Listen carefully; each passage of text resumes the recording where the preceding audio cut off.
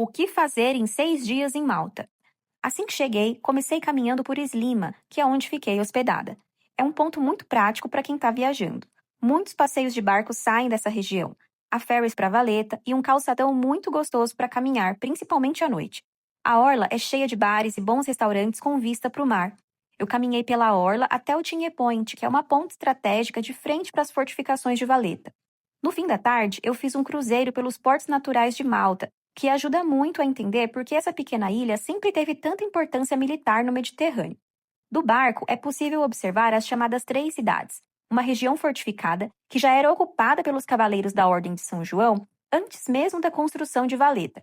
No segundo dia, eu peguei o ferry para Valeta, a capital de Malta. Mesmo sendo uma das menores capitais da Europa, reúne mais de 300 monumentos em uma área muito compacta e é considerada patrimônio mundial pela Unesco. Eu comecei pelo Forte Santelmo, construído na entrada dos dois grandes portos da cidade. Depois, eu passei pelo Lower Baraka Gardens, antes de caminhar pela Merchant Street e pela Republic Street, duas das principais ruas do centro histórico. Enquanto você caminha, um dos elementos que mais chamam a atenção são as sacadas fechadas de madeira, que se tornaram uma das características mais marcantes da arquitetura maltesa. Outro ponto importante é o Palácio do Grão-Mestre.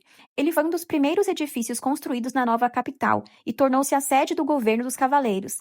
A atração mais importante de Valeta é a Co-Catedral de São João, a igreja oficial da Ordem dos Cavaleiros. Por fora, ela é bastante simples, quase como uma fortaleza, mas o interior é completamente barroco, coberto por ouro, pinturas e esculturas.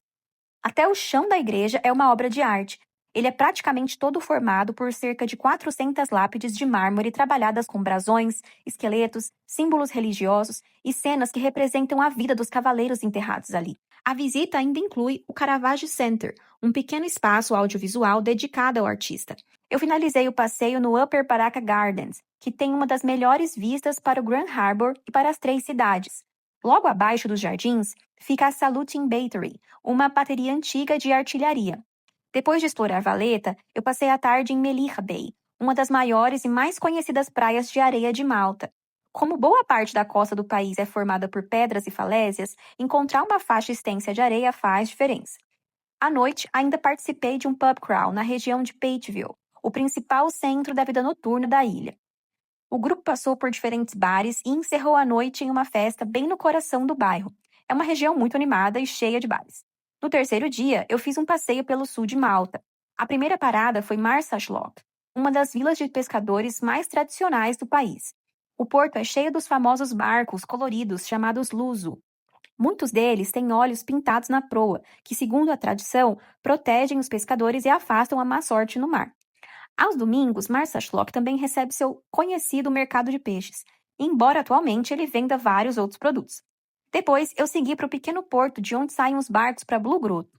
Apesar do nome no singular, a Blue Grotto é um conjunto de cavernas marinhas.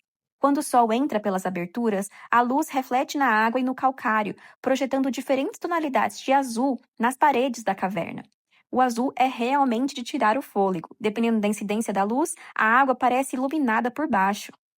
O passeio ainda passou pela belíssima região de Randy, antes de retornar para o hotel. No quarto dia, eu fui para Gozo, a segunda maior ilha do arquipélago, que tem um ritmo mais rural e tranquilo do que a ilha principal, mas concentra algumas das paisagens naturais e histórias mais curiosas do país. Eu fiz um tour de quadriciclo que passou por Schland Bay e por Dueira, uma das regiões geológicas mais famosas de Malta. Dueira era o lugar da Azure Window, um enorme arco natural de pedra que se tornou um dos principais cartões postais do país, mas que desabou durante uma tempestade em 2017. Hoje, a formação desapareceu da superfície, mas seus restos viraram um ponto de mergulho.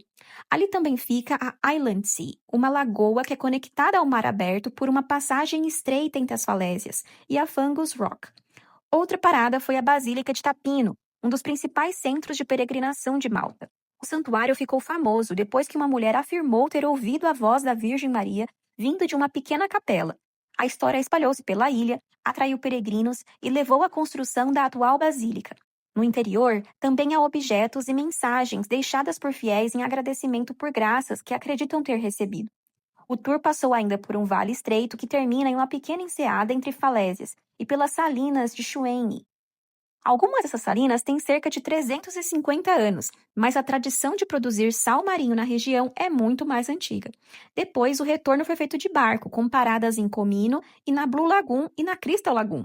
Comino é a menor das três principais ilhas do arquipélago e é pouco habitada, sem grandes cidades ou estradas movimentadas.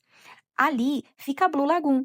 A areia é muito clara no fundo e a pouca profundidade fazem com que a luz seja refletida, criando aquela cor turquesa quase fluorescente. No dia seguinte, eu conheci o interior histórico da ilha principal, começando por Mdina. Mdina foi a capital de Malta da antiguidade até o período medieval e continua cercada por muralhas. Ela também é chamada de cidade silenciosa, porque possui poucos moradores, pouco trânsito e as ruas estreitas que isolam o movimento do lado de fora.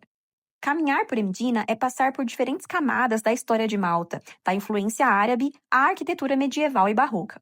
Depois eu fui para Rabat, que cresceu do lado de fora das muralhas de Mdina. A região guarda uma grande rede de catacumbas usadas como espaços funerários. Esses túneis formam uma das evidências arqueológicas mais antigas da presença do cristianismo em Malta. O roteiro seguiu pela Dinkleaf, que é o ponto mais alto de Malta, e depois eu visitei o St. Anton Gardens, que cerca o Palácio de St. Anton, que é a residência oficial do presidente de Malta. Parte dos jardins é aberta ao público e reúne fontes, caminhos geométricos, árvores centenárias e flores. Em seguida, eu passei por uma vila de artesanato, onde há oficinas e lojas dedicadas a diferentes técnicas tradicionais maltesas. Um dos grandes destaques são as peças de vidro soprado, produzidas em muitas cores e formatos. A última parada foi em Mosta, conhecida por sua enorme igreja. O seu projeto ele foi inspirado no Panteão de Roma, algo que pode ser percebido tanto no formato circular quanto nas colunas da fachada. A cúpula está entre as maiores cúpulas sem sustentação interna do mundo. No sexto e último dia, eu tirei a manhã para descansar na Golden Bay, que é uma das praias de areia mais conhecidas da ilha, onde eu reservei algumas horas simplesmente para relaxar. No fim da tarde, eu fiz um cruzeiro ao pôr do sol com destino a Blue Lagoon. Sim, de novo. Mas visitá-la durante o dia e depois com a luz do fim da tarde foram experiências completamente diferentes. O pôr do sol visto do barco é lindo, com a luz dourada batendo nas falésias de calcário, e nesse horário, Comino já está bem mais vazia, porque grande parte dos barcos de passeio já foram embora, e aquele azul realmente merece repetição. É um roteiro intenso, mas que permite conhecer as três principais ilhas do arquipélago e entender que Malta não é apenas um destino de praia. E é justamente essa mistura entre história, arquitetura e Mediterrâneo que torna Malta tão interessante. Salve esse vídeo para quando for visitar Malta!